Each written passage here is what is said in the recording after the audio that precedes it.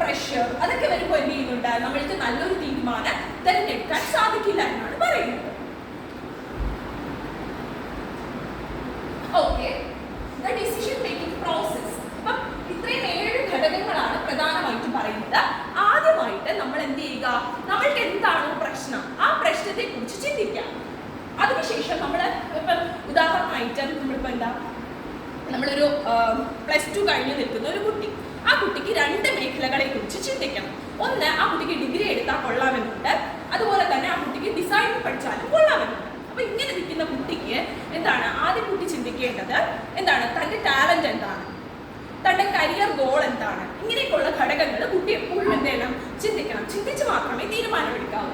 അപ്പം collect informations, നമ്മളിപ്പം ഒരു കാര്യത്തെക്കുറിച്ച് ചിന്തിക്കുമ്പോൾ തന്നെ അതിൽ 2 ഘടകങ്ങൾ എപ്പോഴും കാണും, 2 ഫാക്ടേഴ്സ് എപ്പോഴും അതിനെ എഫക്ട് ചെയ്യുന്നുണ്ട്.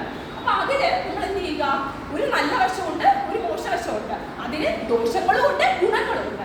അപ്പൊ ആ 2 ഘടകങ്ങളെ എടുത്തു വെച്ചുകൊണ്ട് അതിന്റെ ഗുണവും ദോഷവും ഒക്കെ നമ്മൾ മനസ്സിലാക്കി വേണം നല്ലൊരു